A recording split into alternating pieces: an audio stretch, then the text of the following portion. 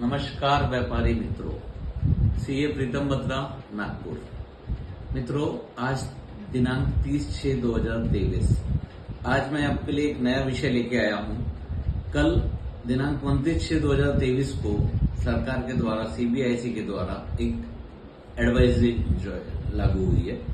इस एडवाइजरी में एक विषय को क्लियर कर दिया गया है कि जीएसटीआर 1 यानी कि जो हमारा सेल का स्टेटमेंट है, जिसमें हम हमारी सेल की लायबिलिटी रिपोर्ट करते हैं पार्टी वाइज और B2B या B2C, जो भी हम सेल रिपोर्ट करते हैं, और जीएसटीआर 3B जो 20 तारीख तक के भरा जाता है, जिसमें हम इनपुट टैक्स क्रेडिट क्लेम करके टैक्स का भुगतान करते हैं या तो कैरी फॉरवर्ड करते हैं।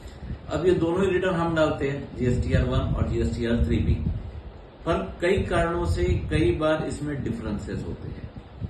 अभी तक के ये हो रहा था कि ये डिफरेंसेस के लिए सरकार की गाइडलाइन आई थी, बट कुछ कॉन्क्रीट नहीं हुआ था और हमें साल के बाद में नोटिस आते थे, 1 साल बाद, 2 साल बाद, और कई ऐसे विषय होते थे।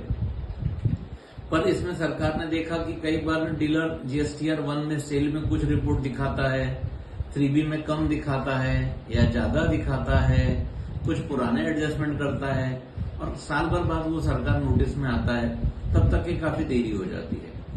तो इस चीज को सुधार करने के लिए अभी सिस्टम ऐसा था कि 1 अगर डलता है और 3B डलता है, डिफरेंस होता है, तो जीएसटीआर 3B में बॉक्स रेड हो जाता था, बट रिटर्न डाल सकते थे। अब सरकार ने ये एडवाइजरी लागू कर दी है। नोटिफिकेशन तो नोटिफिकेशन नंबर 26 आया था 26/12/2022 को कि इसमें कुछ कानून आएंगे। कल उस फॉर्म को लाइव कर दिया गया है, जिसका नंबर है DRC 01B।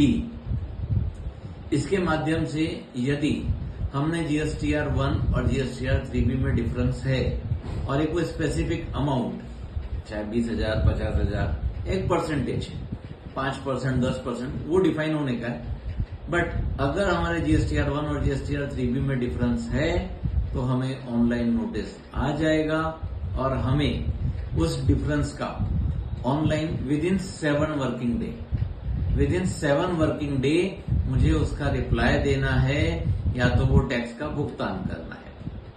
अगर ये नहीं होता है तो मुझे ऑटोमेटिक रिकवरी, सरकार का प्रावधान तो पहले वैसा था कि अगर डिफरेंस है तो हम ऑटोमेटिक रिकवरी कर देंगे, बट झारखंड का जजमेंट आया था कि आप रिकवरी नहीं कर सकते, आपको नोटिस देना चाहिए।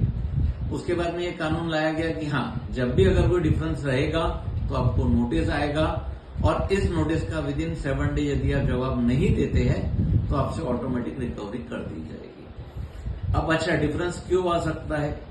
डिफरेंस आने के कई कारण हो सकते हैं, जैसे कि मैंने पहले गलती से जीएसटीआर 3B ज्यादा डाल दिया था, उसे अभी कम डाला, लेकिन जीएसटीआर में पहले टैक्स ज्यादा भर चुका था, इसलिए अभी कम भरा।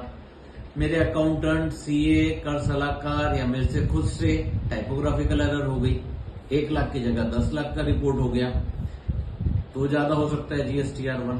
रेट ऑफ टैक्स का गलती हो गया, 5/12 की जगह मैंने गलती से 18% में वैल्यू डाल दिया, तो ये हो गया। 0% वाली आइटम टैक्सेबल में डाल दिया। किसी भी कारण से अगर जीएसटीआर 1 ज्यादा है तो आपको नोटिस आना पक्का है। DRC 01 पार्ट बी, इसमें DRC 01B में नोटिस आएगा, पार्ट ए में इसका विदिन 7 डे पार्ट बी में रिप्लाई देना है, और अगर कर नहीं भरा है तो कर का भुगतान करना है।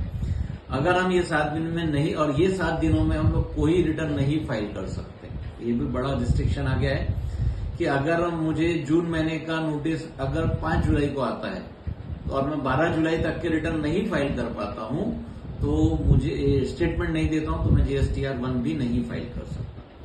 तो ये मंथली बेसिस या क्वार्टरली बेसिस, जैसा आप जीएसटीआर 1 डालते हैं उसके हिसाब से ये नोटिस आएगा। आपको कर का भुगतान करना है या तो रीजन देना है।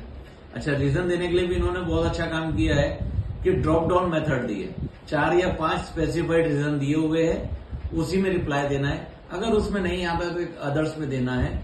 लेकिन एक बहुत बड़ा कंप्लायंस सभी व्यापारी, कर सलाहकार के लिए बढ़ गया है, एवं एक कंट्रोल करने की सरकार की जो नीति है वो एक अच्छी चीज आ जाएगी कि लोग जीएसटीआर 1 में बिल दे देते हैं बट उसका कर का भुगतान नहीं करते हैं। या तो कम भुगतान करते हैं।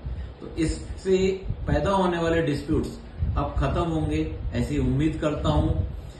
यह वीडियो आप सभी की जानकारी, सुविधा, सुरक्षा एवं सहयोग के लिए किया गया है।